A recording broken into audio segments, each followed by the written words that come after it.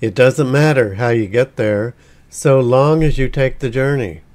Come along as I adventure finding rainbows, smiling along the way, and experience another educational moment. The only entrance to the Vatican for the casual visitor is through one of the glories of the Western world, Gian Lorenzo Bernini's St. Peter's Square, otherwise known as Piazza San Pietro. As you stand in the huge piazza, you're in the arms of an ellipsis party enclosed by majestic Doric pillared colonnades. Atop it stands a gesticulated crowd of some 140 saints. The piazza has been known to hold over 300,000 people at once for significant events. In the center of the square is an Egyptian obelisk brought from the ancient city of Heliopolis on the Nile Delta and originally erected by an unknown pharaoh. Emperor Augustus had the obelisk moved to Alexandria until Caligula ordered it transferred to Rome around 37 AD. In ancient times, the Circus of Nero, where St. Peter is said to have been crucified, was slightly to the left of where the basilica is now located. Peter was allegedly buried here in 64 AD near the site of his execution, and in 324 AD Constantine the Great commissioned a basilica to be built over Peter's tomb. That structure stood for more than 1,000 years until it verged on collapse. The present basilica was constructed between 1506 and 1626 and is of predominantly high Renaissance and Baroque architecture. The truly devout stop to kiss or sometimes touch the feet of the 13th century bronze statue of St. Peter. In one of the side rooms there is a plaque listing the names of all popes.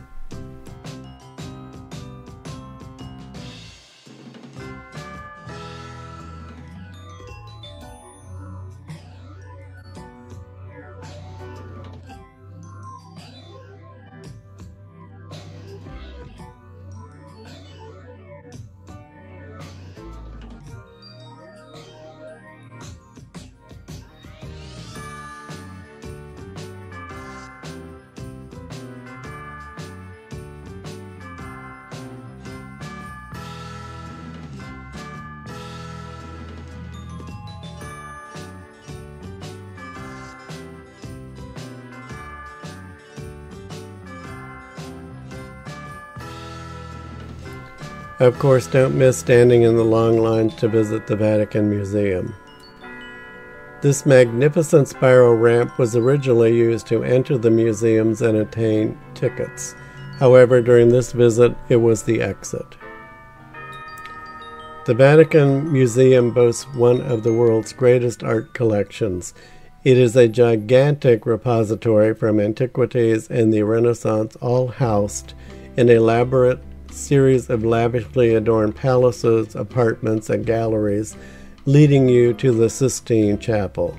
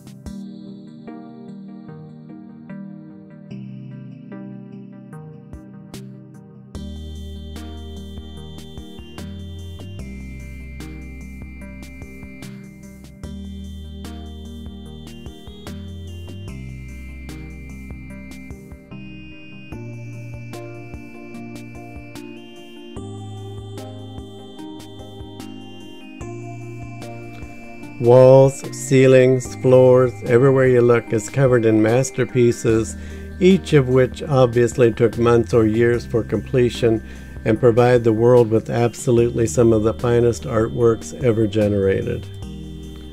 Occasionally, one will take the chance of capturing a photo where they are prohibited by just holding the camera out of sight and hoping you catch the shot like this one in the Sistine Chapel. All grounds and gardens within the walls of the Vatican Museum are just as magnificent as the sights you behold within the buildings. The Vatican Museum is so vast that one could spend days and multiple visits in an attempt to enjoy the spectacular visions on display. I spent 10 consecutive days in Rome and still never saw all of it.